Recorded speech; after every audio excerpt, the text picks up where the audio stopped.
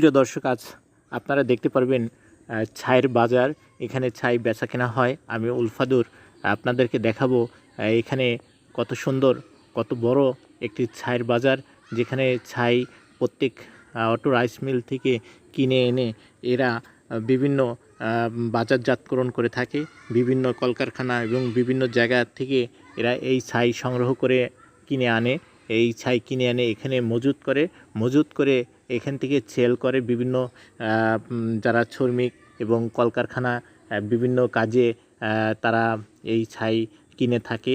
বিশেষ করে দেখা যাচ্ছে যে পেঁয়াজ, রসুন এবং বিভিন্ন মাঠে যারা কাজ করে তারা এই ছাই সেখানে কাজে ব্যবহার করতেছে। আমরা আপনাদেরকে এখন ছাইয়ের বাজার দেখব এবং আপনারা আমাদের শেষ পর্যন্ত দেখতে থাকবেন। সামনে দেখতে পাচ্ছেন যে কত সুন্দর একটি প্লেস, এখানে ছাই মজুত করে থাকে এবং এই ছাই দিয়ে তারা কি করে, আমরা সামনে দুই ভাই আছে তাদের কাছে আমরা জানতে চাব। ভাই, এই ছাই দিয়ে আপনারা কি করে থাকেন? এই ছাইগুলো আমরা যেমন ধরেন জৈব সারের কাজ করে প্লাস আমরা যে দানা আছে পেঁয়াজের দানা, সেই দানাতে মনে করেন যে রোপণ করলে দেখা গেছে যে এই ছাইটা ওই দানাগুলো মানে তাড়াতাড়ি বড় হয়।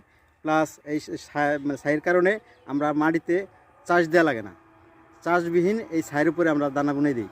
আর এই দানাটা তাড়াতাড়ি আমাদের মনে করেন যে এই দেশে মনে করেন তাড়াতাড়ি আমরা লাগাইতে পারি সব জায়গা। আর যদি আমরা চাষ দিয়ে লাগাইতে যাই তাহলে আমাদের অনেক সময় মনে করেন যে দেরি করা লাগে এবং অনেক মনে করেন যে সময় লাগে। এই ছাইয়ের কারণে আমরা মনে করেন যে এক মাস আগে আমরা চারাগুলো লাগাইতে পারি।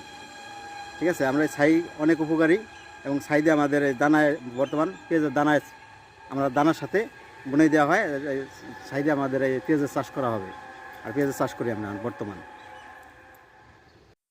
প্রিয় দর্শক, আপনারা জানতে পারলেন যে ছাই এখান থেকে কিনে নিয়ে তারা কি কাজে ব্যবহার করে থাকে এবং আরও কিছু কাজ করে থাকে। যে কাজগুলো হচ্ছে, আপনারা জানেন যে ছাই প্রত্যেক বাজারেই বিক্রি হয়। কেমন বিক্রি হয়, তারা এই ছাই দিয়ে কি করে, তারা এই ছাই দিয়ে দাঁতের মাজন তৈরি করে থাকে। সেই দাঁতের মাজন বাজারে বিক্রি করে, বিভিন্নভাবে এই মাজনগুলো তৈরি করে থাকে।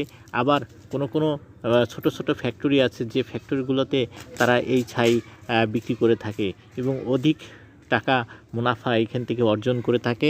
সেই মুনাফা দিয়ে তাদের সংসার চলে থাকে।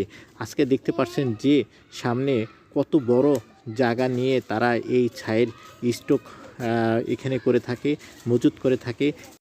আমরা আসলে এত বড় একটি বাজার দেখলাম, কিন্তু আমরা জানতাম না কখনোর জন্য এই ছাই বেচা কেনা হয় এবং ছাইয়ের বাজার আছে, যে বাজারে ছাই বিক্রি হয় এবং এখান থেকে এই ছাই বিক্রি করে এত মানুষের আয়ের উৎস হয় এবং এত বড় একটি যোগান দিয়ে থাকে ছাই।